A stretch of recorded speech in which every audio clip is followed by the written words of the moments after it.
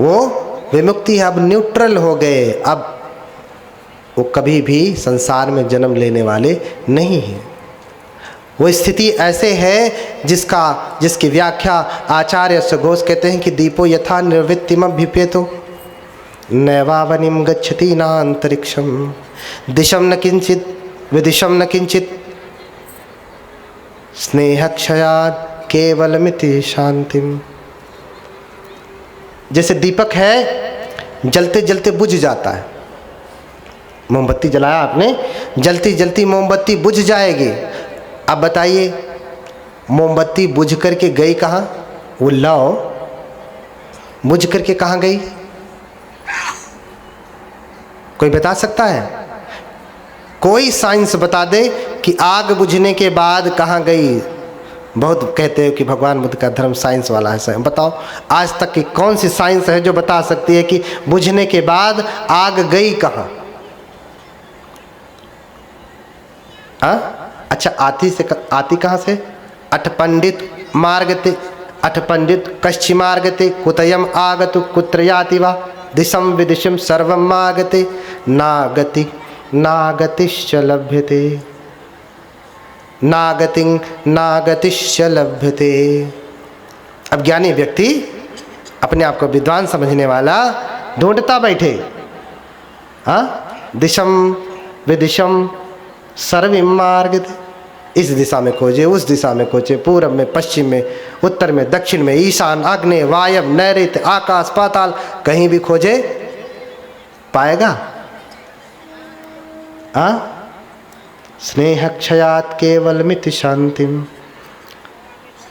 कोई नहीं जान सकता। ऐसी ही निर्वाण की अवस्था होती है। भगवान ने महापरिनिर्वाण प्राप्त कर लिया, बता के प्राप्त किया।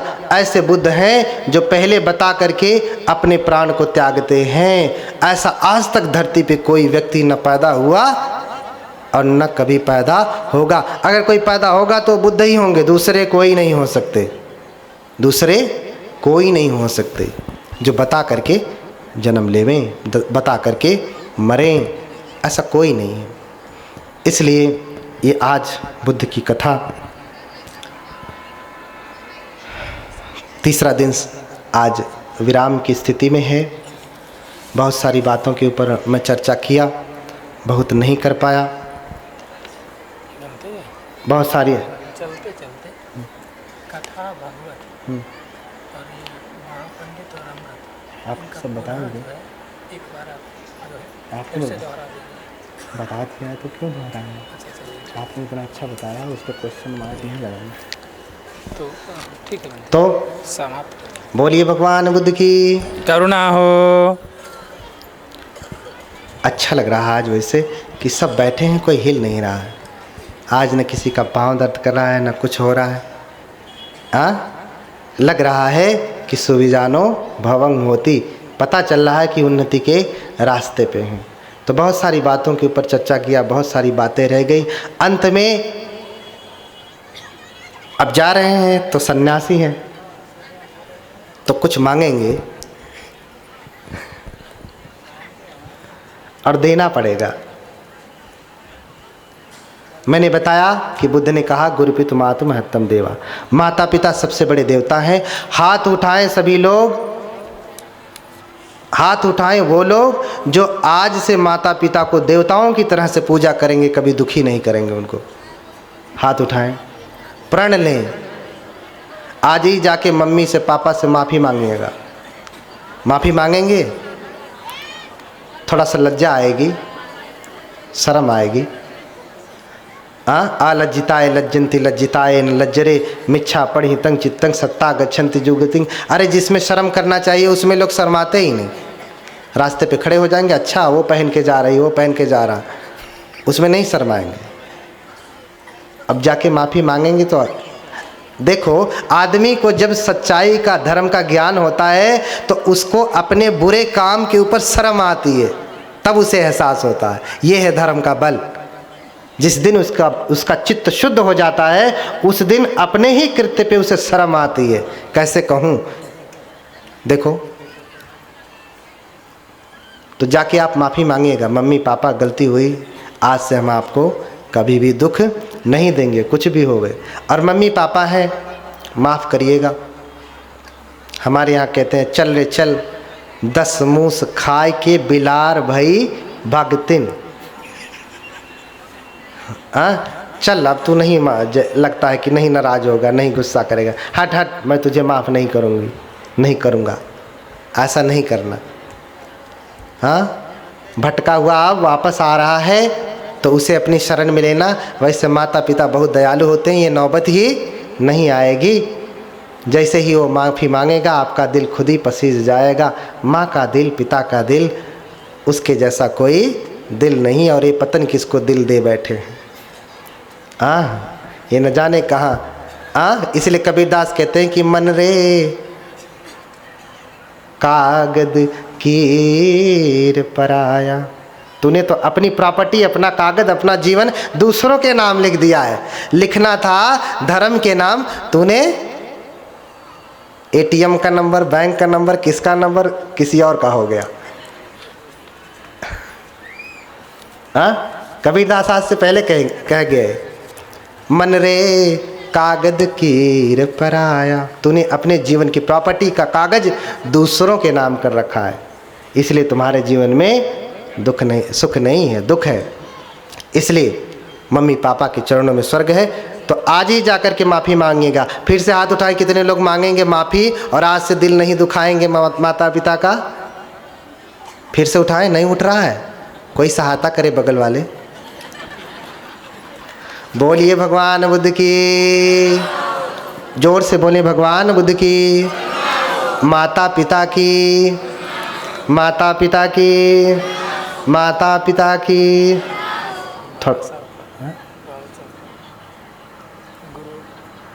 और हमारे पिता माता, इनसे भी बड़ा हमारे दादाजी भी तो है ना, हमारे बाबा भी तो है ना। बोधिसत्व बाबा साहब अमर रहे,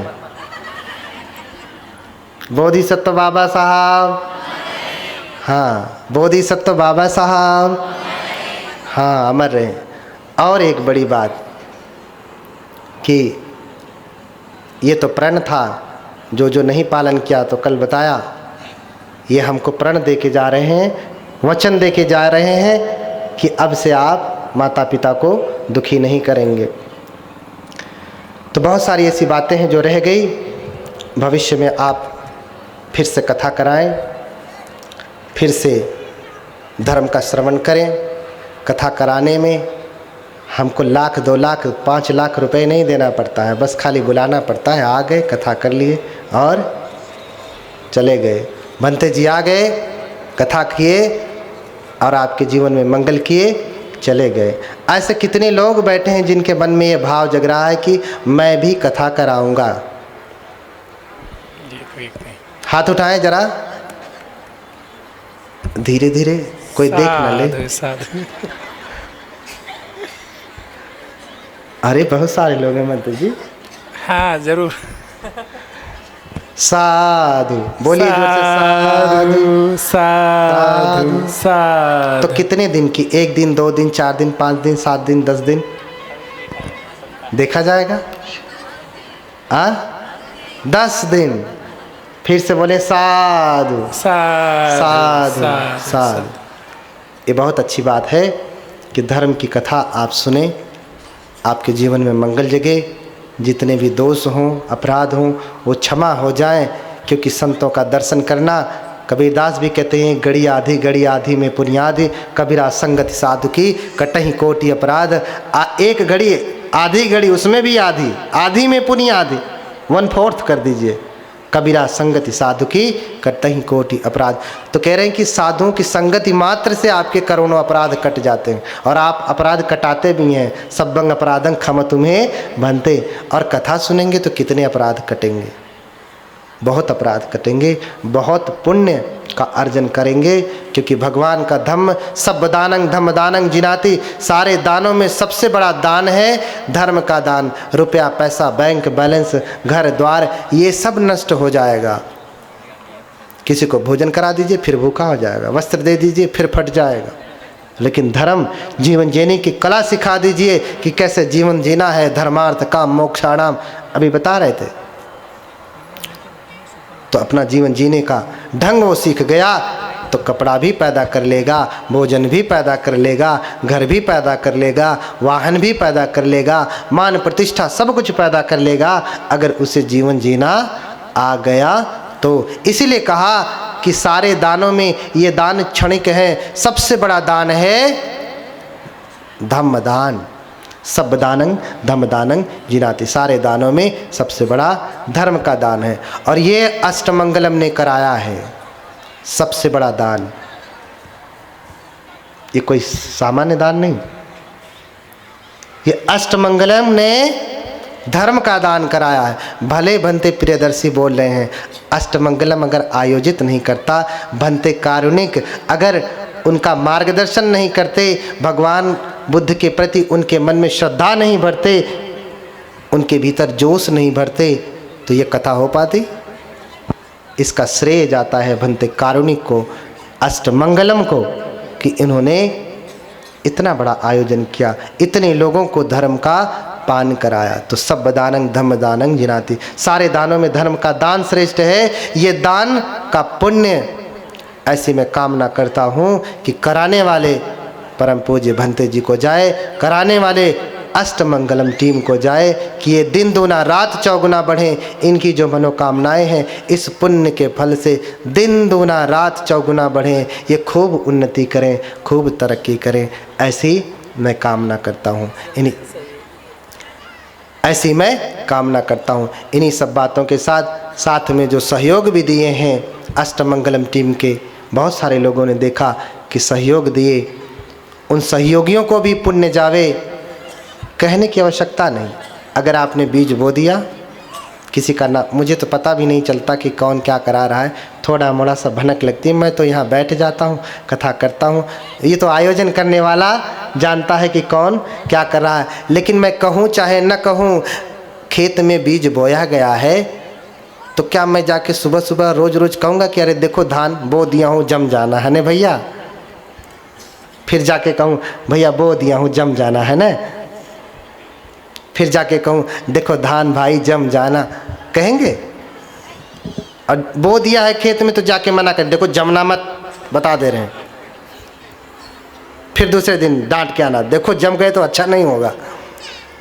अगर आपने बीज बोया है तो फल अपने आप मिलने वाला है, नहीं बोया है तो नहीं मिलने वाला है। मैं कहूँ चाहे न कहूँ, जिसने भी इसको आयोजन करने में सहयोग दिया है उसको अपने आप ही पुण्य जाएगा, क्योंकि बीज बो दिया गया है। बोलिए भगवान बुद्ध की। इन्हीं सब बातों के साथ मैं अपनी वाणी को विराम देता हूँ। बहुत सारे मंगल कामनाओं के साथ हमारे प्रिय भंते जी, कारुणिक भंते, हमारा कोई जीवन में अगर कोई सच में मित्र है तो हमारे कारुणिक भंते जी हैं, और कोई मित्र नहीं। एक मित्र ऐसा जो सब पे भारी, तो ये कारुणिक भंते, मैंने पहले ही बताया कि भले मैं ऊंचे पे बैठा हूँ लेकिन इनका ज्ञान हमसे भी ऊंचा है।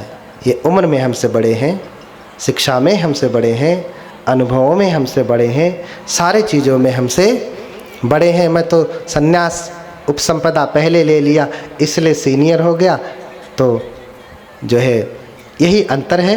अन्यथा भंते जी परम ज्ञानी हैं। बहुत जगहों पे जब मैं फंसता हूँ तो भंते ही मेरा मार्गदर्शन करते हैं कि नहीं ऐसे नहीं, ऐसे होना चाहिए, तब मुझे समझ में आता है। कभी कभी तो प्रवचन करते समय भंते जी पूरा मुझे बता देते हैं कि ऐसा होता है, तो मुझे एक रास्ता मिल जाता है कि हाँ, नहीं तो मुझे क्या पता चले कि आपको क्या देना है।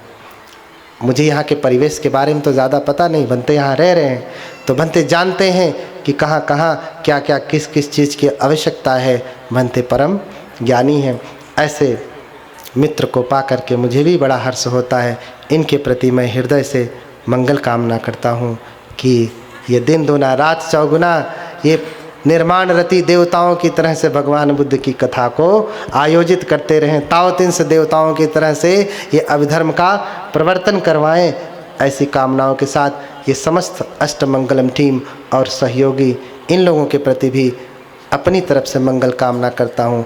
कथा का तो इनको पुण्य मिलेगा ही, अपने हृदय से भी मैं अपना भी पुण्य भाग से भी इनको मंगल कामना करता हूँ, आशीर्वाद देता हूँ कि ये बढ़ें, उन्नति करें, तरक्की करें, धर्म को आगे बढ़ाएं, समाज को आगे बढ़ाएं, धर्मार्थ रूप से बढ़ाएं, धर्म और अर्थ दोनों से आगे लेकर के जाएं, तो न जीवन का दुख रह जाए सांसारिक, न अध्यात्म का कोई भी दुख आपके जीवन में न रह जाए। इन्हीं सब मंगल कामनाओं के साथ आप सभी श्रद्धावान उपासक उपासिकाएं जो श्रद्धापूर्वक सुन रहे हैं, आप लोगों के प्रति भी बड़ी मंगल कामनाएं, उन लोगों के प्रति भी मंगल कामनाएं जिन लोगों ने 3 दिनों तक हमें नाश्ता कराया, भोजन कराया, इतने प्रकार के, ऐसे लग रहा था कि चातुम महाराज तावतिंस लोक में बैठ करके मैं 56 भोग कर रहा हूँ।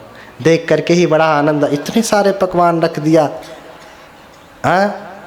देख करके ही आधा मन तृप्त हो जा रहा था, कितना भोजन, इतने प्रकार का भोजन, तो इतने स्वादिष्ट स्वादिष्ट भोजन, प्रणीत भोजन, शुद्ध भोजन आप लोगों ने कराया। आपका आयु वर्ण सुख बल बढ़े, बिना कहे बढ़ेगा, फिर भी अनुमोदन कर रहा हूँ कि न बढ़ने वाला हो तो भी बढ़ जाए, ऐसी कामना के साथ अपनी वाणी को विराम देता हूँ। साधु साधु साधु साधु साधु।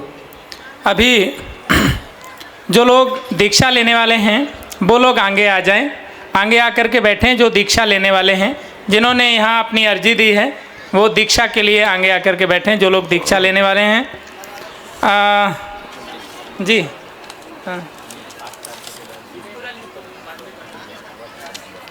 धम्म दीक्षा, ठीक है। क्या है सूचना अगर कोई है तो आप वहाँ से दीजिए। लोग ध्यान दीजिए शांति से, जो लोग दीक्षा लेने वाले हैं।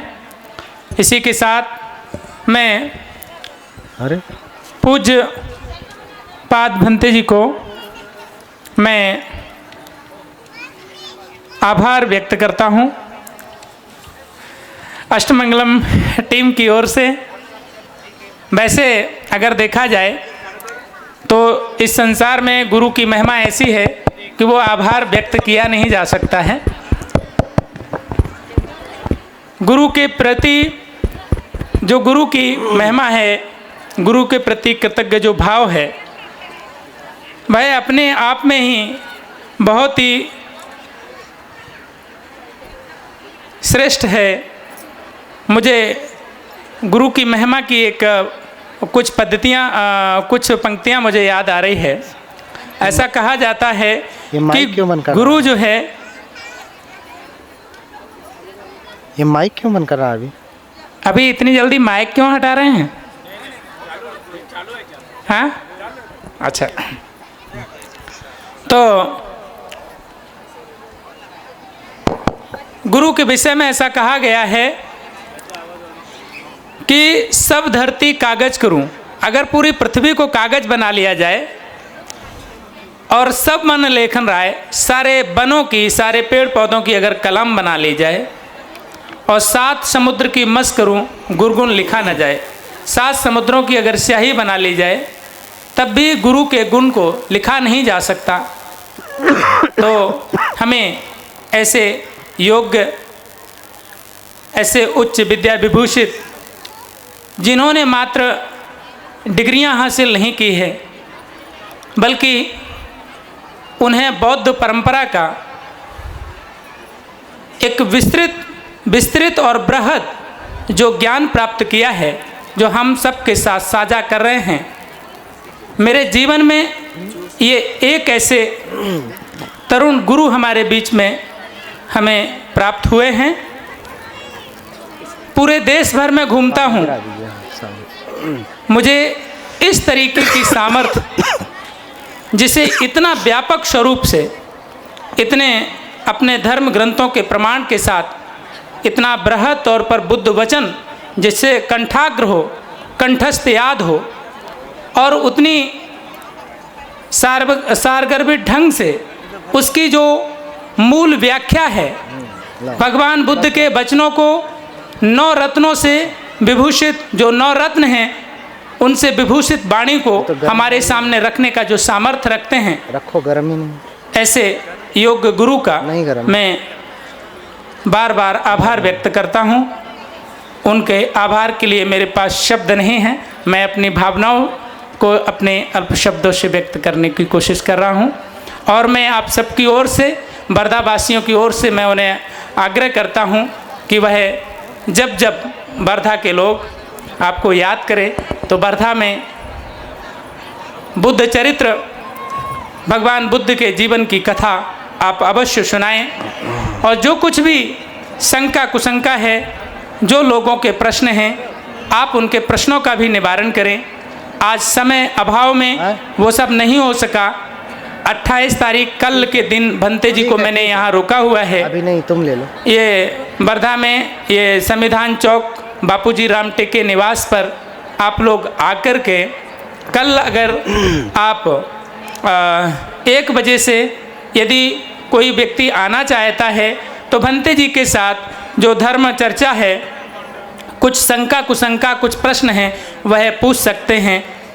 उन सब के लिए जो है कल 1 बजे से ये बापूजी राम टेके जी के निवास पर, ये संविधान चौक, ये जय भीम बुद्ध विहार के पास में आप सिंधी मेघे में आकर के भंते जी से चर्चा कर सकते हैं। तो ये कुछ समय रखा है। लोगों के कुछ भी प्रश्न हैं, कोई संशय है, अष्टमंगलम टीम को वह फ़ोन करके अपनी सूचना दे सकते हैं कि जो लोग आ रहे हैं तो हम वैसा व्यवस्था करेंगे। अष्टमंगलम टीम भी कल भंते जी के साथ मिलेगी, बातचीत करेगी। अभी किसी को भी ऐसे मिलने का, बातचीत करने का अवसर नहीं मिल पाया है। तो अभी जो लोग दीक्षा लेना चाहते हैं, हम सर्वप्रथम उनके दीक्षा की जो प्रोसेस है हम उसे शुरू करते हैं। वो लोग यहाँ सामने लाइन में बैठ जाएं, हमें मालूम हो कि कौन कौन है दीक्षा लेने वाले लोग। अभी बाद में दीक्षा